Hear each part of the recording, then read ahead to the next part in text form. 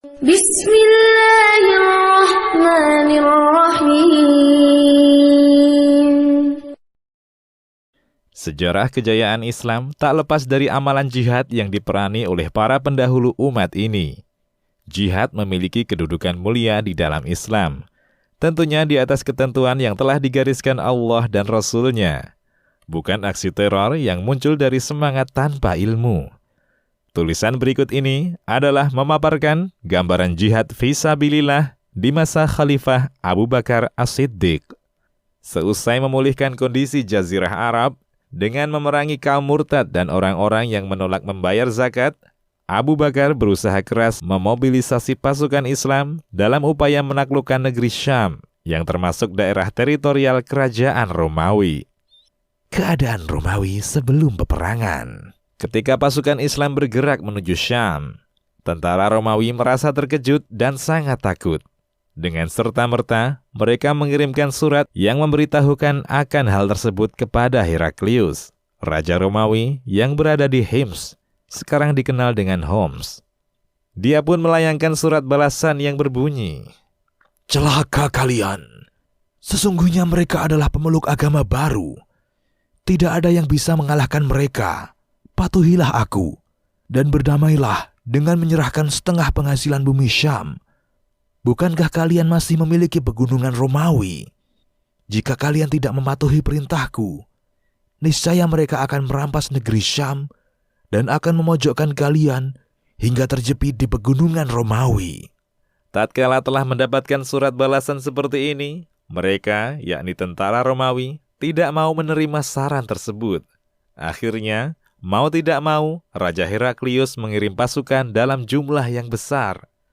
Pasukan Romawi mulai bergerak dan berhenti di lembah Al-Waqusoh, di samping sungai Yarmuk yang berdataran rendah dan memiliki banyak jurang. Kedatangan Khalid bin Walid dari Irak. Pasukan Islam yang berada di Syam segera meminta bantuan. Maka Abu Bakar As-Siddiq memerintahkan Khalid bin Walid agar menarik diri dari Irak untuk kemudian menuju Syam bersama bala tentaranya.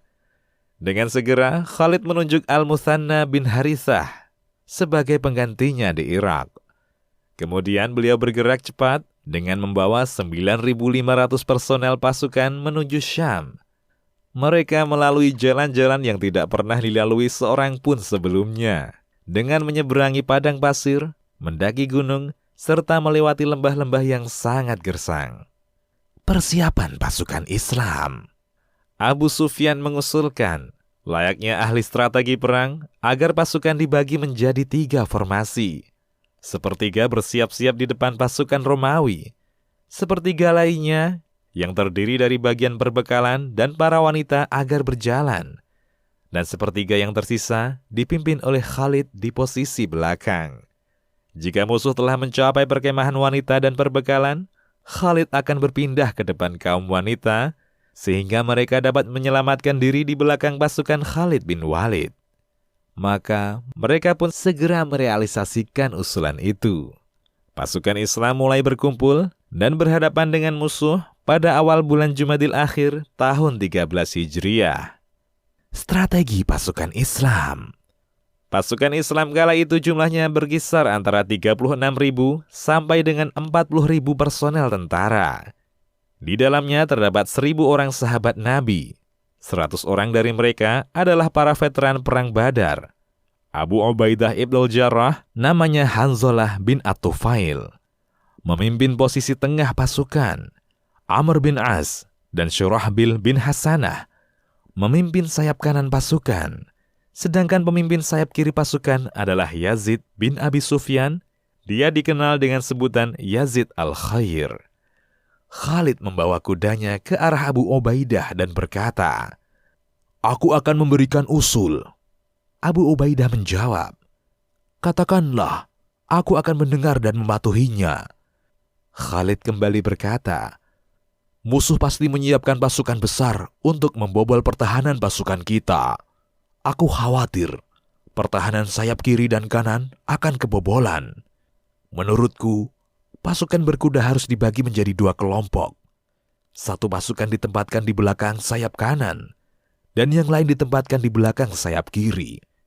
Apabila musuh berhasil menembus pertahanan sayap kiri atau kanan, para pasukan berkuda akan berperan membantu mereka. Lalu kita datang menyerbu dari belakang. Abu Ubaidah berkomentar, "Alangkah jitu usulmu itu." Khalid bin Walid pun memerintahkan agar Abu Ubaidah Ibnul Jarrah pindah ke posisi belakang. Hal ini agar jika ada tentara Islam berlari mundur, ia akan malu saat melihatnya, kemudian kembali ke kancah pertempuran. Kemudian Khalid menginstruksikan agar para wanita bersiap-siap dengan pedang, pisau belati, dan tongkat. Khalid berkata, "Siapa saja yang kalian jumpai melarikan diri dari medan pertempuran, bunuh dia." Strategi pasukan Romawi. Setelah menerima bantuan personel dari pusat, pasukan Romawi maju dengan kesombongan membawa 240.000 personel, 80.000 pasukan pejalan kaki, 80.000 pasukan berkuda, dan 80.000 pasukan yang diikat dengan rantai besi. Setiap 10 tentara diikat menjadi satu agar tidak lari dari peperangan. Mereka bergerak hingga menutupi seluruh tempat yang ada, seakan-akan mereka adalah awan hitam. Mereka berteriak-teriak, mengangkat suara tinggi-tinggi. Sementara para pendeta, uskup, maupun pihak gereja mengelilingi pasukan, membacakan Injil sambil memotivasi mereka agar gigih dalam berperang. Pasukan lini depan dipimpin oleh Jarrajah atau George. Sayap kiri dan kanan dipimpin oleh Mahan dan Ad-Darakus. Pasukan penyerang dipimpin oleh Al-Qalqalan, menantu Heraklius. Adapun pimpinan tertinggi pasukan ini adalah saudara kandung Heraklius yang bernama Tadharik. Perundingan sebelum meletusnya pertempuran. Abu Ubaidah dan Yazid bin Abi Sufyan maju ke arah pasukan Romawi dengan membawa Diror bin Al-Azur, Al-Haris bin Hisham, dan Abu Jandal bin Suhail untuk bertemu dengan Tadharik yang tengah duduk di dalam tenda yang terbuat dari sutra. Para sahabat berkata, "Kami tidak dihalalkan memasuki tenda ini." Maka dibentangkanlah karpet dari sutra dan mereka dipersilahkan untuk duduk di atasnya. Para sahabat berkata, "Kami tidak diperbolehkan duduk di atasnya." Akhirnya Tadharik duduk di tempat yang mereka inginkan. Para sahabat mendakwahinya agar masuk Islam. Namun perundingan ini berakhir tanpa hasil. Akhirnya mereka pun kembali ke barisan pasukan. Pemimpin sayap kiri Romawi yang bernama Mahan ingin bertemu dengan Khalid bin Al-Walid. Di antara dua pasukan yang saling berhadapan, Mahan berkata, "Kami mengetahui bahwa kemiskinan dan kelaparanlah yang mengeluarkan kalian dari negeri kalian. Maukah kalian jika aku beri 10 dinar untuk setiap tentara, beserta makanan dan pakaian? Lalu kalian pulang ke negeri kalian. Dan pada tahun depan, aku akan memberikan jatah yang serupa." Khalid bin Walid menjawab, "Sesungguhnya, bukanlah yang mengeluarkan kami dari negeri kami apa yang engkau sebutkan tadi. Tetapi sebenarnya, kami adalah sekelompok manusia peminum darah. Dan telah sampai berita kepada kami bahwa tidak ada darah yang lebih segar daripada darah kalian, bangsa Romawi. Untuk itulah kami datang ke sini." Mendengar jawaban itu, para sahabat Mahan berucap, "Demi Allah, ucapan tersebut baru pertama kali kita dengar dari bangsa Arab." Jalannya pertempuran. Pasukan Romawi pada perang ini keluar dalam jumlah besar yang tidak pernah terjadi sebelumnya. Khalid juga membawa pasukan besar yang tidak pernah terjadi sebelumnya dalam sejarah Arab. Tatkala persiapan sudah matang, Khalid memerintahkan untuk memulai dengan perang tanding. Mulailah para jagoan Islam di tiap pasukan maju hingga membuat suasana memanas. Sementara Khalid berdiri menyaksikan laga tersebut. Di tengah suasana yang sudah memanas, pemimpin pasukan lini depan Romawi yang bernama Jarrajah ingin bertemu dengan Khalid di tengah dua pasukan. Ia bertanya mengenai agama Islam. Maka Khalid memberitahukan dakwah Islam yang dibawa oleh Nabi Muhammad. Akhirnya, Jarrajah masuk Islam, membalikkan sisi perisainya, dan masuk ke dalam kebarisan pasukan Islam. Melihat pembelotan Jarrajah, pasukan Romawi menyerbu ke barisan kaum muslimin.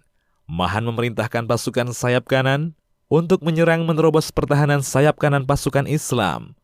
Kaum muslimin tetap tegar berjuang di bawah panji-panji mereka, hingga berhasil membendung serangan musuh.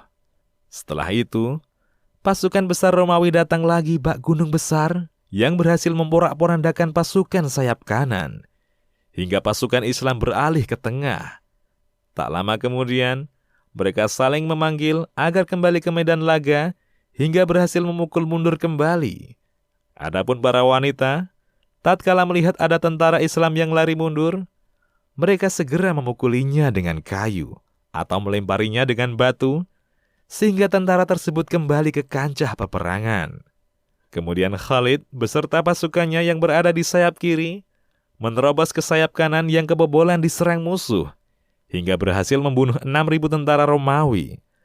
Lalu Khalid membawa 100 pasukan berkuda menghadapi 100.000 tentara Romawi hingga berhasil meluluh lantakkan pasukan musuh.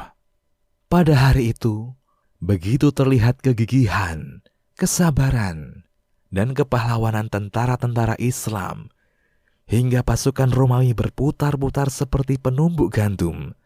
Mereka tidak melihat pada perang itu, melainkan kepala-kepala yang berterbangan, tangan-tangan maupun jari-jari yang terpotong, serta semburan darah yang membasahi medan laga. Ketika itulah, seluruh pasukan Islam menyerbu dengan serentak untuk kemudian dengan leluasa menghabisi musuh tanpa ada perlawanan sedikit pun. Jarojah pun akhirnya terluka parah dan meninggal dunia. Padahal, beliau belum pernah sholat sekalipun, kecuali 2 rakaat yang dikerjakan atau diajarkan oleh Khalid ketika baru atau awal masuk Islam. Peperangan ini berawal dari siang hingga malam, sampai kemenangan diraih oleh Islam dan kaum muslimin. Malam itu, pasukan Romawi berlari dalam kegelapan.